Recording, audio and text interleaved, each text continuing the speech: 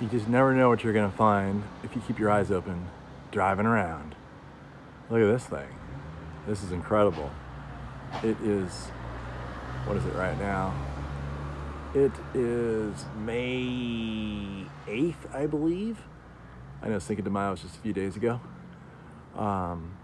And as you see, this thing's loaded with black fruit. Pretty large black fruit. I'm somewhere in San Luis Obispo County, can't tell you where, but I'm about to go ask the property owner if I could get a close-up of this tree. Let's go try. Excuse me. Someone told me that there's a big avocado tree around here. Can you point me in the right direction? Do you know where that is? Excuse me, sir? Hello? Come on. Give me a break. Where are they coming from? Where? No one's gonna help me. Wait a minute. Yeah. Wait a minute. And the next door neighbor probably told you they're great avocados. Yeah. And Yeah. said I've cleaned out. The guys took 2 barrels full a couple months ago. 2 barrels. I mean, 2, huge. Oh, really? Yeah, I had them clean it out because it's.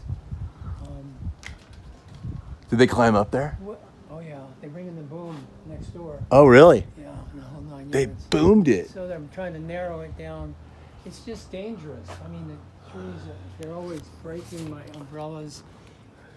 Because these are almost 1 pound. These aren't. These are smaller ones. That's a little one, people. This year. So what you're saying is that if you get the right avocado tree, you have to wear a hard hat in your yard Yes, all I the do. time. That's what these nets are for. Okay? That's what these nets are for. I had no idea I was setting up a public nuisance by selling avocado trees. But anyway, so here's this really awesome variety that I just spotted kind of from the street. And we are right now at about the first or second week of May, and it's absolutely loaded. And those are bombs. Those are big avocado bombs up there. Now, one of the reasons that this tree is so big undoubtedly is it's a seedling grown. They get really big. If we take this variety and we graft it on something else, we sort of Frankenstein it and create a situation where it's not going to get as big, as vigorous. Well, the history was the owners at the time in 1948. The tree got about 10 feet. It was planted by a seed, got about 10 feet tall, but it wasn't bearing, so he girdled it. You've heard of girdling? Yeah. Okay, he girdled it, and sure enough, next year it started to bud. You know what's funny? Somebody told me that if your tree is not bearing fruit, like take a big like axe to it and hit it a couple times. And I thought, I'm Well, not that's a doing that. little. Yeah. You're supposed to girdle it about 80% of the, because what it does is you got the phloem and the xylem going up All right. and down. Well, you want to stop it. It's going up, and you want to stop it going down, so it forces the tree to bloom and set fruit. Basically, it thinks it's going to die, so it figures it should reproduce. Something like that. Yeah. So one time I tested that theory accidentally because I ended up ramming a tree with my tractor accidentally. And then guess what happened the next year? It never bared fruit. It bared like no other tree I've ever seen. Yeah. And I put a huge gouge in it, actually. And it was almost like a semi-girdle. Well, it shocks it, so. Yeah. So here's this big tree. And I'm going to see if I can get a close-up of the fruit up in the tree. Obviously, this is going to be difficult to climb. But this tree was planted in 1947? 1948. 1948. And you say that you get up to 20 ounces. I have, yes. Yeah, 20 ounces, which is huge, which is like 2.5 times the size of a typical Haas, and about 2.5 times the size of this one here. Those are small ones this year. Yeah, and so what else can we say about this thing? It's a little past the point of being able to graft it because all the new growth is shooting out, but I might come back and harass you like in February next year for some material to graft with. And maybe we have a new variety. It's obviously Guatemalan because it's so big. It's extremely dark. It has the same texture as a Haas. It just happens to have a much darker skin. And apparently it's delicious. It's really good. Is that right? Does the dragon ever eat the fruit? Does he? Yeah. He looks like he's just waiting, lying in wait, waiting for the fruit to come. Raccoons and opossums. Raccoons and the possums. All right, cool. Well, thanks so much for the tour. What a great fun thing. They come by every night. All right. I'll be like a raccoon and a possum. I won't come by every night, though. Maybe just once a year. What's your name? My name's Scary Harry Gary. Gary. Woody. Woody, nice to meet you, Woody. Woody. Right on, buddy. Thanks, man. Another avocado tree. Yeah. Yeah, the trees. We put them out for people. It's pretty famous. Oh, I bet. Yeah, so once you have an avocado tree fruiting like that, and there's no way, it's so funny because there's a lot of avocados, a lot of calories in those avocados in that tree. I mean, it's producing just millions of calories, yet you have this wonderful physique. Oh, I'm made like this. Yeah, it's like my avocado. I blame my little bit of chub on my avocado trees. That's my excuse. So there it is. We'll see if we can get a close up of this particular tree. Okay, you're gonna have to believe me when I tell you that's a really big avocado right there. I've lived here for many years. I've seen bigger. You've seen bigger than that. Oh, yeah. So Jim says, it's Jim, right? Yes, sir. Jim says he's seen much bigger than that. Now there was one on the ground that's a typical Haas size, but Well, yeah, those little guys are just the first drop. that's just the first drop. That's nothing, but they may be edible. I just had one. Oh, this feels soft. This is ready to go. Yeah, but it doesn't matter. It's the oil content. Right. Okay. So it's nice if it has texture, but if it doesn't taste any good, so what? Right. So we're gonna do a taste test, obviously, right now. And what's interesting is there's some that are on the tree that are green, and some that are black. There's green and black side by side It's right there. constantly sickling through its growth. Now, this tree, is there a point where they all drop and there's none left, and you just have the crop for next year? It's hard to know Yeah. because the pruning process has now influenced the drop process. I see. So in the years prior to major pruning, there was always avocados. Okay. It was constantly cycling through, and there were always pickable numbers. So you had avocados throughout the year Yeah. on this thing. Some years, many years back, but That's you know, interesting. as things have transitioned, as the size of the tree has changed a little bit, we'll see. I mean, this is another one of those new seasons. So we'll see. Right. The interesting thing is when trees get bigger, they tend to have smaller fruit because it takes so much more energy Yeah. to pump the nutrients Well, tell this tree that. way up in the sky. So this tree has huge fruit You can think all you want, but no matter what. nature says, guess what? Yeah, I don't know if we can see this through the sunlight, but look at the proliferation and density of fruit on the top of this tree. What you need to do is what recently one of the neighbors has pursued solar panels, and the solar panel company came out with a drone. Oh, really? Yeah, and apparently it's a service they do, and they photograph the space where the panels are going to go, so that the customer can see the roof and what it looks like the solar panels have. So the only way to really get a shot of this is to fly a drone over it and, Oh, yeah. and around it. I got to get a drone someday. Okay, that's pretty much it. You've got this giant tree. It's Drop your probably, bag and oh, yeah. branch in. And that tree is probably, what would you say, Jim? Maybe about 45 feet tall? That's a fair estimate. Okay. The ladder as 12. So All right. visually. There's a 12-foot ladder right there. Actually, So- that's a 10. Pardon me. But, 10? Yeah. Usually 10s are good. 10, 20, 30, 40. Yeah, it's 40. That thing is up there, and we're gonna come back here in February when the budwood is perfect and exchange some oranges with Jim and Woody, who share the tree, to get a little bit of fresh budwood at the right time of year. And that's pretty much the end of the story. All right, we'll get a little close up right there. The sunlight's terrible. I'm sorry. There you go. How's that?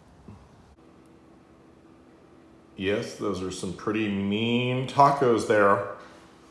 But there's something that's blatantly missing from the landscape. Did you see that? It moved on its own. It's not. Maybe it's still alive. Anyway, there's something blatantly missing from the landscape of this taco horizon here. And that is, you guessed it, that's right. Avocado. All right, so I came home to this most wonderful dinner. I was late, so I have to make my own. But anyway, I'm gonna get an assistant to film me That's her prompt. Here she comes and talk about a typical Haas avocado and Woody's avocado from San Luis Obispo. So here we go. Boom. Gotta keep your finger away from the camera. I know. Sorry. It's all right. We're all learning. Oh my gosh. Thank you so much for filming me, by the way. You're welcome. You don't have to do this. I very much appreciate it. It's so wonderful. I'm a camera person, so I don't have to use the arm. The arm gets tired. Anyway, here it is. Come in closer, I think, if you can, in the good light. You'll see that the Haas avocado has a very more of a bumpy texture to it. The Woody avocado is a bit smoother. They are a very similar color. What's different about the Woody avocado, well, there's several things that are different, but one of the things that's different is the Woody avocado really is pronouncedly, is that a word? No? Start over. Pronounce lead. Lee. No, No. I don't think that's Okay. It's it's very black on the tree, whereas the Haas is kind of dark, but not nearly as black as the Woody's tree. And this is a very small fruit from Woody's tree. The typical fruit is like 2.5 times as big as this, but this one's ripe. So they're the same ripeness. So we are going to test these out. This does look like a really nice, high quality Haas avocado. So let's grab a knife right here, cut open and see what we see. You always want to compare everything to Haas. And something's going on over here. strike one. Okay, you can be entertained by the cats while I open the avocados up. Okay, back to the avocados, please. Sorry. Oh, that's curious. Look at this, people. Party people. So here's the Haas. It's absolutely perfect inside. There's no discoloration. There is some discoloration here on the Woody tree. This is a really bad sampling because it was a fruit that was on the ground and maybe even premature. But it does have a little bit of nasty little color in here. Like it's starting to rot away, and that's what happens with avocados that start to just kind of ferment and go bad. But I'm sure we could find some really good fruit in here to test. But what I was surprised about when I opened it was the seed size. That's a really big deal with avocados. I mean, it's one thing to have a really big fruit. It's another thing to have a big fruit that is almost entirely consumed by a seed, thereby producing not that much edible flesh. So you always want a big fruit with a little seed. Look at this. That's interesting. That's a really little seed for such a large fruit. So it'll be interesting when we see the full-size fruits from Woody's tree, and I'm definitely going to go back, and we're going to be best friends, to see what kind of a seed it will produce in a full-size fruit. So let's pop the seed out, see what's going on. I kind of want to do it in a way where I can sprout the seed. Oh, it's real soft. Yeah. Oh, there we go. Ew. Yeah, I don't know. It's a little kind of nasty in here. Like I said, you probably need to get more sampling than just this one. But I'm going to eat it anyway. We're going to find some good fruit in here. Cut out the bad. And then eat the good. Oh yeah, there's some good stuff. See, that's all good. That's all good right there. All right, so I'm gonna cut this open here. Throw it down. We'll get a little bit of Haas. Haas looks like a really good Haas. This looks like a California grown Haas. I'm not sure what I got. No, it is California grown. Yeah, this is San Diego grown. These are the best avocados in the world. So I'm basically comparing it to the best avocado in the world. I know where this one came from. I remember now. It came from a friend of mine's tree. Uh-oh, there's a fight. But we gotta get this video. This video's gonna go on forever unless we finish it here. Okay. Sorry. All right. So again, the Haas fruit. I'm gonna take that down right now. There's a reason. There's a reason Haas is number one. Really good taste. Not as good as Fuerte though. and mainly because of the thick skin. Now the skin quality on this one, this is Woody's skin, and this skin is pretty tough. You know, pretty tough skin. So you can scrape it. You can scrape the fruit off of it, no problem. It's not going to fall apart. Looks like you can peel it, which is important. Oh no, it crumbles. At least, oh no, it's a crumbly skin. Oh, it doesn't pass the peel test. That might be because it's old. Maybe. But I peel well. Oh, look now. Oh, well, now it's starting to peel. Yeah, it's a crumbler. It's a skin crumbler. So that's kind of a strike in the bad direction for like the quality of what we're looking for. You can see the Haas. It also is kind of a crumbler, but it should adhere a bit more. Yeah, I mean, it's kind of the same. It's a crumbler as well. Some fruit, though, will totally hold together as you pull the skin off because it makes it so much easier when you're separating the fruit from the skin. Okay, so next thing we're going to do, so I tried the Haas. Haas was pretty good. Try it one more time. Really good. Now I'm going to try Woody's fruit. This looks like a pretty good quality piece right there. That's what I'm eating. Looks pretty good to me.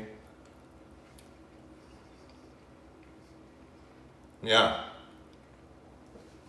I think we have a premature fruit here. It's not nearly as rich. It's a little bit watery. I'm a little disappointed. But I think it's like the guy said, his neighbor, Jim, he's like, well, you know, you might be soft to eat, but it might not be ripe, and the oil content might not be up on it yet. And he kind of warned me. And I think that is kind of true. It's really good quality. It tastes good, but it's not nearly as, I mean, this Haas I just had was amazing. And I think it's got a little bit of rotty taste to it. That might be the problem too. I need to get better fruit, but it's a really intriguing plant, and I'm really looking forward to fooling around with it and getting to know it better. Try one more piece from down here and see if it's any better. Yeah, it's got that semi-rotten taste in it. I'll eat anything for you guys.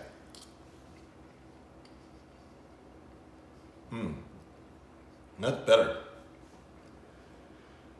I like that one. Yeah, there's a good, this piece down here is not nearly as affected by the, by that.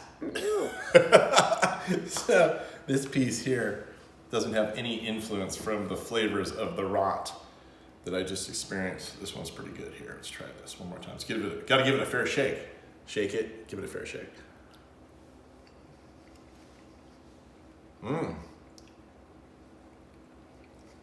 I know it's a little bit of stringy in there. Just a little bit. Otherwise, super creamy. Really good. Not as rich as Haas, but the oil content does need to increase over time, and it will. And now, I'm gonna enjoy my tacos. And that's it. Thank you.